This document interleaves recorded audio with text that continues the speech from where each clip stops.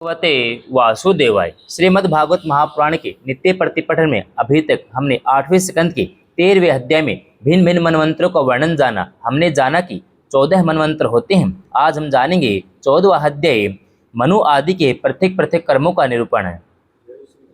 राजा परीक्षित ने पूछा, भगवान आपके द्वारा वर्णित ये मनु, मनुपुत्र, सप्तऋषि आदि अपने अपने मनवंतर में किसके द्वारा नियुक्त होकर कौन कौन सा काम किस प्रकार करते हैं, यह आप कृपा करके मुझे बतलाइए। श्री सुखदेव जी कहते हैं, परीक्षित मनु, मनुपुत्र, सप्तऋषि और देवता सबको नियुक्त करने वाले स्वयं भगवान ही हैं।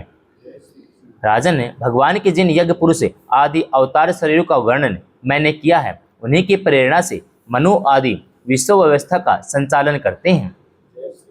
चतुर्युगी के अंत में समय के उल्ट फेर से जब श्रुतियां नष्ट प्राय हो जाती हैं, तब सप्तऋषि गण अपनी तपस्या से पुनः उनका साक्षात्कार करते हैं। उन श्रुतियों से ही सनातन धर्म की रक्षा होती है। राजन, भगवान की प्रेरणा से अपने अपने मनवंतर में बड़ी सावधानी से सबके सब मनु पृथ्वी पर चारों चरण से परिपूर्ण धर्म का अनुष्ठान करवाते हैं।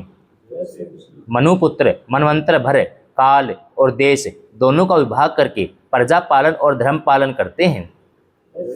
पंच महायज्ञ आदि कर्मों में जिन ऋषि, पितर, भूत और मनुष्य आदि का संबंध है, उनके साथ देवता उस मनवंतर में यज्ञ का भाग स्वीकार करते हैं। इंद्र भगवान की दी हुई त्रिलोकी की अतुल संपत्ति का उपभोग और प्रजा का पालन करते हैं। संसार में यथेष्ट वर्षा करने का अधिकार भी उन्हीं को है। भगवान युग युग में सनक आदि सिद्धों का रूप धारण करके ज्ञान का, याज्ञवल्क्य आदि ऋषियों का रूप धारण करके कर्म का और सिद्धों का रूप धारण करके ज्ञान का, याज्ञवल्क्य आदि ऋषियों का रूप धारण करके कर्म का, दत्तात्रेय आदि योगेश्वर के रूप में योग का उपदेश देते हैं। वे मरीचि आदि प्रजापतियों के रूप में सृष्टि का विस्तार करते हैं। सम्राट के रूप में लुटेरों का वध करते हैं। शीत, उष्ण आदि विभिन्न गुणों को धारण करके काल रूप से सबको संहार की ओर ले जाते हैं।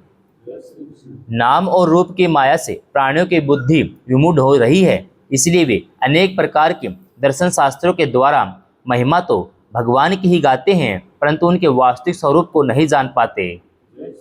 परीक्षित, इस प्रकार मैंने तुम्हें महाकल्प और अवान्तर कल्प का परिमाण सुना दिया। पुराण तत्वों के विद्वानों ने प्रत्येक अवतार कल्प में 14 मनवंतर बताए हैं। 14वां अध्याय समाप्तम।